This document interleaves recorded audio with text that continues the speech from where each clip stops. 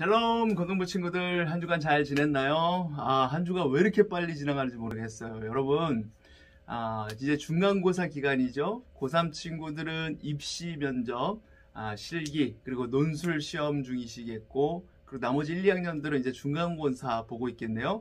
시험 풍년인 주간입니다. 그래도 여러분 시험에 쫄지 말고 너무 부담스러워하지 마시고 화이팅 하시고 이겨내시기를 바랍니다.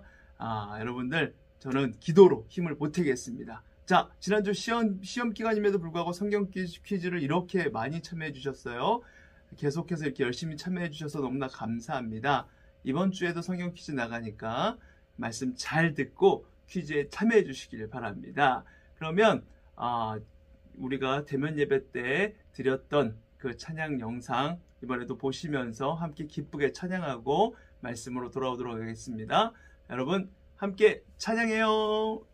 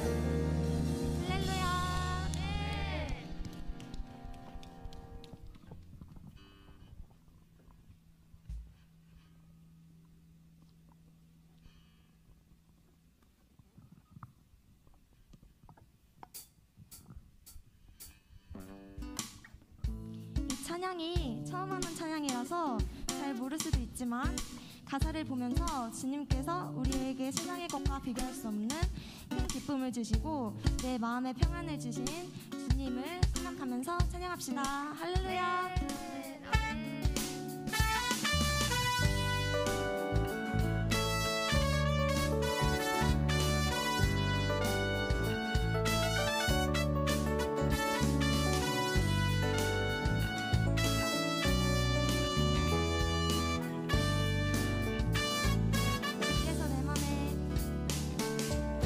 주께서 내 맘에 주신 기쁨은 이 세상 즐거움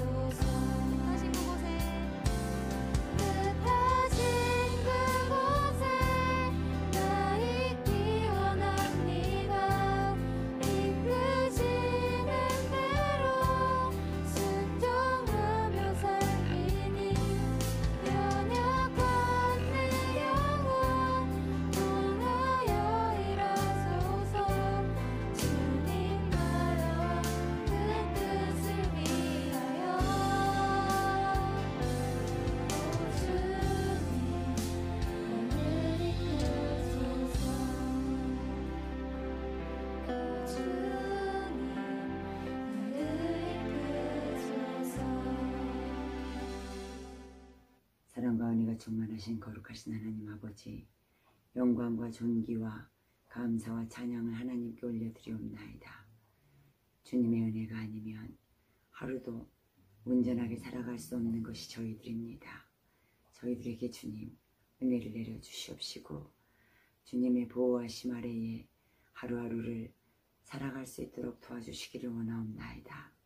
거룩하신 하나님, 마귀가 오는 사자와 같이 삼킬자를 두루쳤사온데 하나님, 우리가 마귀의 밥이 되지 아니하도록 하나님 우리를 깨어 하나님 기도하는 하나님의 자녀들이 되게 하여 주시기를 원하옵나이다.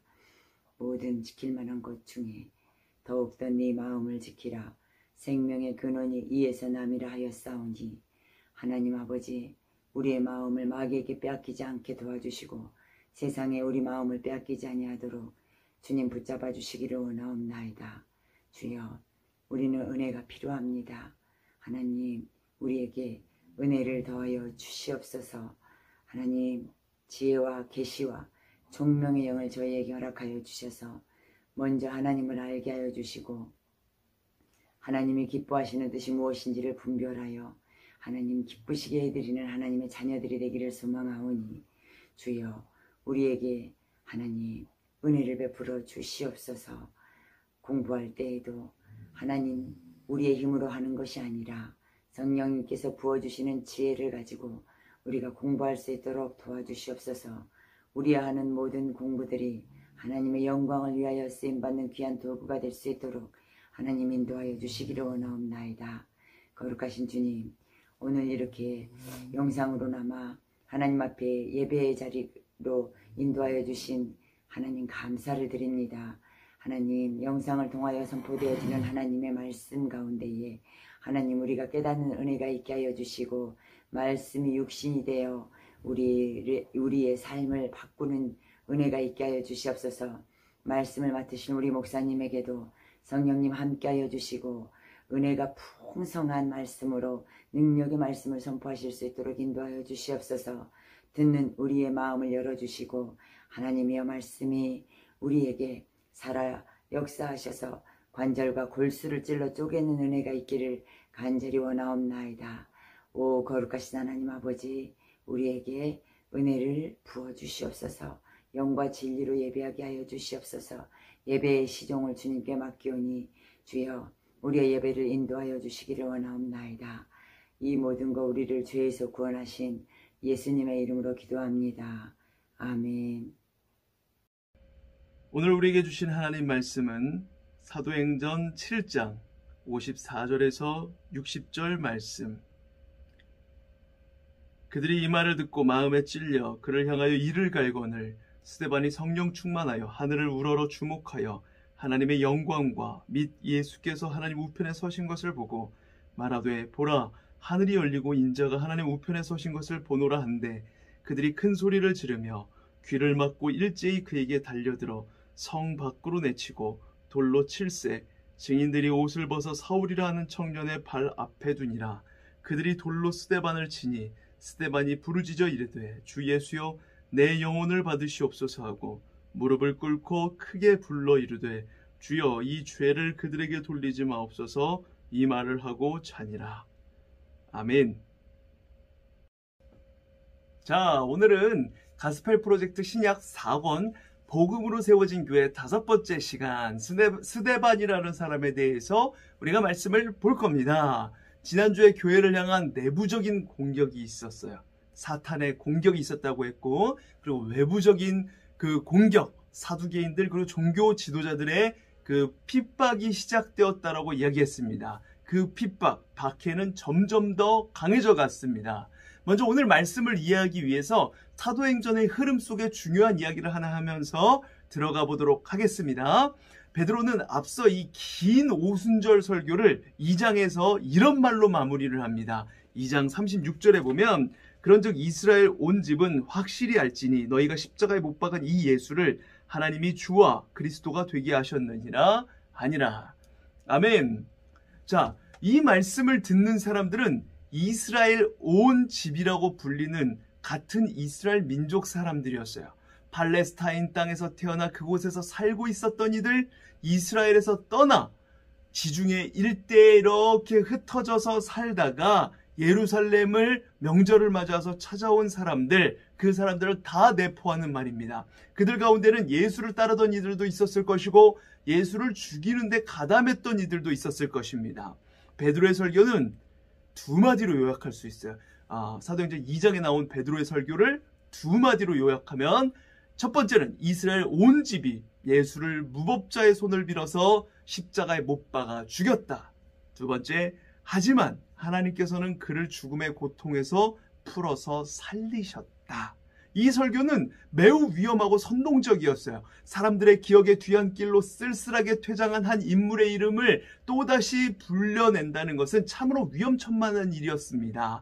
베드로의 설교에 마음이 찔려서 그날 회개하고 예수 그리스도의 이름으로 세례를 받은 이가 무려 3,000명이나 되었다고 해요. 죽은 줄 알았던 예수는 죽지 않았던 겁니다.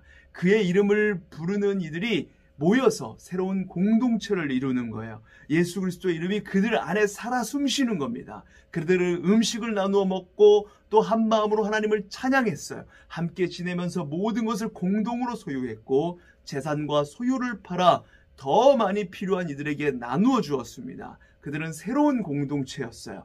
경쟁과 폭력이 일상화되었던 그 세상 가운데, 로마, 헬라 세상 가운데 등장한 낯선 사람들이었어요. 하지만 그들은 많은 사람들에게서 호감을 사게 되었어요.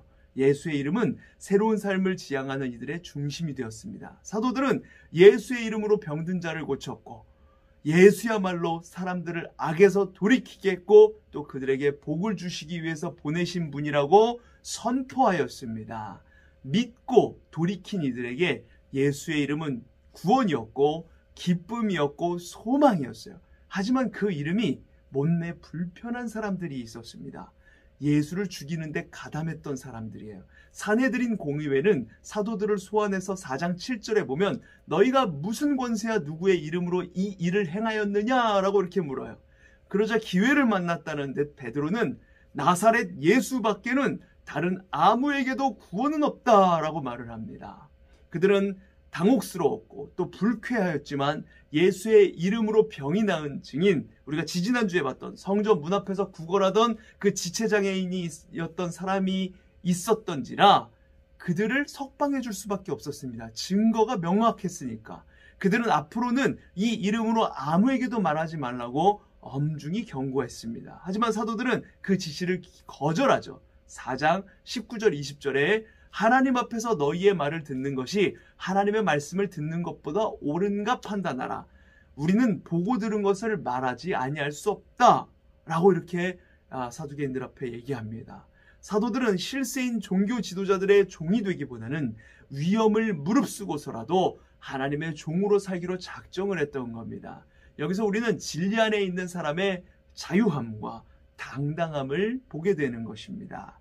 오늘은 그 이름, 예수 그리스도의 이름에 붙들린 사람 가운데서도 가장 놀라운 인물인 스데반의 이야기를 나누려고 합니다. 스데반은 예루살렘 교회가 선출한 7명의 집사 가운데 한 사람이었어요. 사도행전의 저자인 누가는 그를 이렇게 소개하고 있습니다. 6장 8절에서 스데반이 은혜와 권능이 충만하여 큰 기사와 표적을 민간에 행하니. 아멘. 스데반은 치유의 은사뿐만 아니라 가르치는 은사, 말씀 전하는 은사도 많이 있었던 것 같아요. 그는 논쟁을 통해서 사람들을 바른 길로 이끌어가고 싶어 했습니다. 하지만 논쟁은 불필요한 갈등만 야기하는 경우들이 많이 있죠. 스데반은 회당에 속한 이들, 구레네인, 알렉산드리아인, 길리기아와 아시아에서 온 사람들과 많은 논쟁을 벌였습니다. 그들은 지혜와 성령으로 말하는 스데반을 당해낼 수가 없었습니다. 그런데도 그들은 승복하지 않았어요. 생떼를 쓰는 겁니다. 자존심에 상처를 받았기 때문에 그래요. 무엇이 참이고 진리인가는 이제는 뒷전이 되어버렸습니다. 싸움을 위한 싸움을 하는 거예요. 패배에 대한 부끄러움과 그저 원한만 쌓여서 싸움을 위한 싸움을 해요. 말로는 안 되니까 이제 편법을 동원합니다. 그들은 군중들의 맹목적인 증오심을 이용하기로 해요. 그들은 스데반이 모세와 하나님을 모독하는 말을 하는 것을 우리가 들었습니다 라면서 군중들을 선동하죠. 사람들이 예수님을 모함했을 때 했던 것과 똑같은 패턴의 행동을, 똑같은 말을 하는 겁니다. 부추김을 받은 백성과 장로들과 율법학자들은 그를 붙잡아서 공회로 끌고 갑니다. 스데반을. 그리고 거짓 증인들을 세워서 거짓말을 하게 하죠. 6장 13절에 거짓 증인들을 세우니 이르되 이 사람이 이 거룩한 곳과 율법을 거슬러 말하기를 마지 아니하는도다. 이 사람은 쉴 새 없이 이 거룩한 곳과 율법을 거슬러 말을 합니다. 거짓말을 합니다. 이렇게 얘기하는 거예요. 흥분으로 상기된 그들의 얼굴이 보이는 듯합니다. 그런데 사도행전의 저자 누가는 스데반의 모습을, 그런 상황 속에서도 스데반의 모습이 어떠했는지를 이렇게 이야기합니다. 6장 15절에 공회 중에 앉은 사람들이 다 스데반을 주목하여 보니 그 얼굴이 천사의 얼굴과 같더라. 어떤 얼굴이 천사와 같은 얼굴일까요? 그의 얼굴에 빛이 났을까요? 편안한 얼굴이 보였던 것일까요? 두려움에 짓눌리지도 않고 경멸한 눈빛으로 사람들을 바라보지도 않으면서 마치 그 상황을 지배하고 있는 것 같은 그런 모습이었을까요? 과연 어떤 모습이었는지 참 궁금합니다. 대제사장이 이제 스데반에게 묻습니다. 이것이 사실이요? 그러자 스데반이 말을 시작하면서 그것이 7장에서 쭉 길게 이어지는 스데반의 설교로 나옵니다. 그는 담담하게 하나님의 구원 역사의 흐름을 서술합니다. 아브라함을 부르신 이야기로부터 모세를 통해 수행하신 출애굽 사건, 그리고 솔로몬의 건축 사건에 이르기까지, 성전 건축에 이르기까지 공회의원들은 조용히 그의 말을 듣습니다. 그런데 스데반의 어조가 갑자기 강하게 변합니다. 7장 51절부터 목이 곧고 마음과 귀에 할례를 받지 못한 사람들아, 너희도 너희 조상과 같이 항상 성령을 거스르는도다. 너희 조상들이 선지자들 중에 누구를 박해하지 아니하였느냐? 의인이 오시리라 예고한 자들을 그들이 죽였고 이제 너희는 그 의인을 잡아준 자요 살인한 자가 되나니 너희는 천사가 전한 율법을 받고도 지키지 아니하였도다. 부형들이여 라고 2절에서 이렇게 다정하게 부르던 호칭을 버리고 스데반은 그들을 목이 곧고 마음과 귀에 할례를 받지 못한 사람들이라고 강하게 비난합니다. 이 말만으로도 그는 사람들의 마음에 분노의 불길을 당겼습니다. 하지만 그의 말은 더욱더 신랄해집니다. 너희도 너희 조상과 같이 항상 성령을 거스르는도다. 너희들은 그 의인을 배반하고 죽였다. 너희는 천사가 전한 율법을 받고도 지키지 않았다. 스데반의 말은 비수와 같이 예리했습니다. 타협의 여지를 남기지 않는 말이었어요. 하나님의 분노의 불길에, 그 거룩한 분노의 불길에 사로잡힌 그는 주저함이 없었습니다. 거룩한 옷을 입고 거룩한 척하는 사람들 앞에서 기도하기를 좋아하며 사람들에게 율법을 가르치던 고상한 모습 너머에 숨겨져 있었던 그들, 그 사두개인들의 적나라한 실상이 속절없이 드러나는 거예요. 그 말을 들은 이들은 격분했습니다. 감추고 싶은, 그래서 스스로도 직면하려 하지 않은 그 자기 그림자를 누군가가 폭로했을 때 사람들은 재발저려서 죽일 듯이 달려들게 되어 있죠. 공의회원들은 그에게 분노하면서 이를 갈았어요. 하지만 성령의 충만함 속에 있었던 스데반은 분노로 이를 가는 그들을 바라보지 않았습니다. 하늘을 바라봅니다. 그는 하나님의 영광을 보았고 예수께서 하나님의 오른쪽에 서 계신 것을 보았습니다. 그래서 그는 이렇게 외치죠. 오늘 본문의 56절 말씀에 말하되 보라 하늘이 열리고 인자가 하나님 우편에 서신 것을 보노라. 아멘. 여기에서 본다는 말은 육신의 눈으로 보는 것이 아니라 영의 눈으로 보는 것입니다. 그러나 하나님을 보고 있다는 말은 공의회원들에게 신성 모독적인 말로 들렸기에 그들은 귀를 막고 큰 소리를 질렀습니다. 귀를 막고 큰 소리를 질러 참 소리를 듣지 않으려는 것은 예나 지금이나 못난 사람들의 버릇과도 같은 행동이죠. 난 안 들려. 지금 이러고 있는 거예요. 참 소리, 진리의 소리에 귀를 막은 그들은 폭도로 변해서 스데반을 성 밖으로 끌어냅니다. 그리고 돌로 칩니다. 그 당시 사람을 죽이고 살릴 권한은 오직 로마 정부에만 있었거든요. 그러니까 공의회원들에게 사람을 죽이고 살릴 권한이 없었어요. 아무리 높은 종교 지도자라고 해도. 그러나 그들은 광기에 사로잡혀서 분별력을 잃어버렸습니다. 스데반은 돌에 맞으면서도 주님께 기도를 바칩니다. 59절에 주 예수여 내 영혼을 받으시옵소서. 60절에 주여 이 죄를 그들에게 돌리지 마옵소서. 최초의 순교자인 스데반의 죽음을 이 사도행전의 저자 누가는 예수님의 죽음에 비교해서 보여주고 있다는 것을 우리가 알 수가 있죠.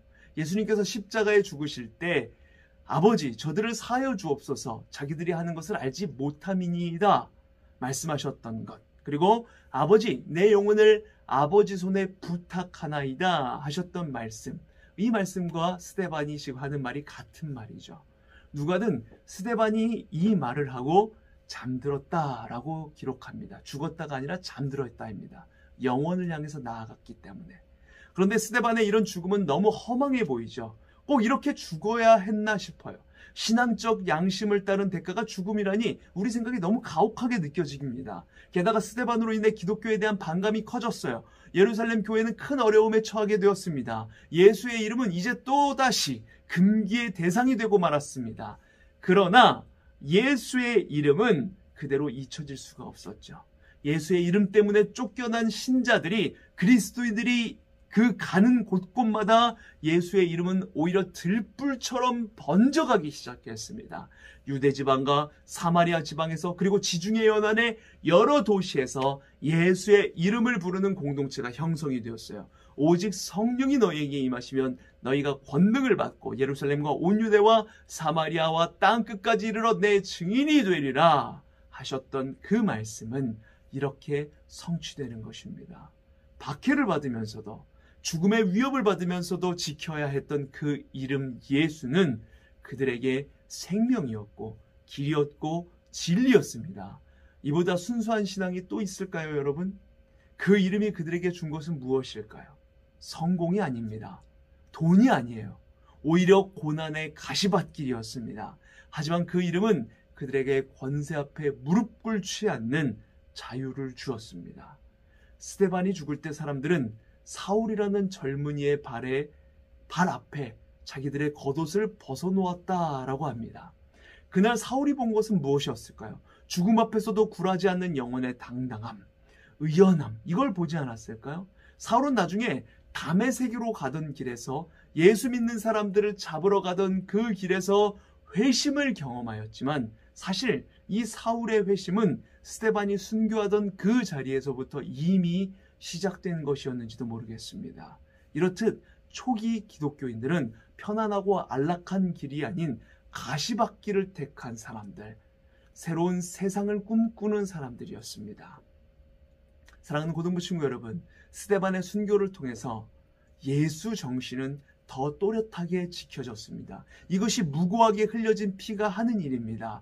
당장은 아무것도 이루어지지 않은 것 같고 아무것도 못하고 죽은 것 같지만, 그것을 통해서 예수라는 나무는 곳곳에 씨를 뿌리고 열매를 맺어가는 것입니다.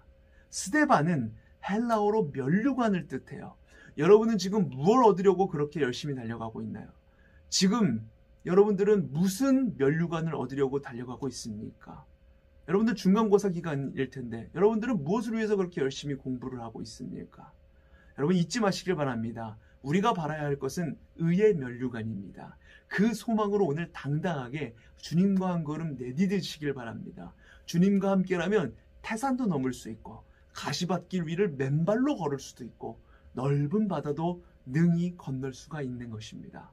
이러한 확신으로 주의 이름을 가지고 어두운 세상에 빛을 밝히는 우리 빛나 고등부 친구들 모두가 되시기를 간절히 소망합니다. 기도하고 축도로 예배를 마치도록 하겠습니다. 아버지 하나님, 우리 눈앞에 펼쳐진 삶은, 지금의 현실은 늘 똑같아 보입니다. 우리가 예수로 소망을 품고 예수의 비전으로 살아가도 세상은 변하지 않을 것 같이 느껴집니다. 이 세상에 그리스도인이 이렇게 많은데도 세상은 더욱 악해져 가는 것이 때로는 우리의 마음을 낙담하게 만들기도 합니다. 그러나 예수 그리스도가 십자가에 죽으셨을 때 모두가 손가락질하며 예수쟁이들 다 망했다 했어도 그 십자가의 보혈, 그 피가 뿌린 씨앗은 곳곳에 열매를 맺었고 성령이 임하고 담대히 주의 말씀을 전하다가 아무것도 하지 못하고 죽은 스데반을 통하여서 복음의 지도를 바꾼 바울이라는 사람이 회심을 하는 놀라운 일이 일어났습니다. 교회는 예수를 믿는다는 이유로 박해를 당하고 죽음의 위협을 느꼈음에도 그 어려움 속에서도 예수 이름이 잊혀지지 않고 더욱 또렷이 새겨져 온 유대와 사마리아와 땅끝으로 퍼져갔습니다. 하나님, 주님이 함께 하시면 그 어떤 어려움 속에서도 우리의 비전은, 예수의 비전은 열매를 맺습니다. 이 믿음 가지고 당당히 주님과 동행하며 세상 가운데 복음의 씨앗을 심고 빛을 비추는 우리 모든 고등부 친구들 되게 하여 주시옵소서.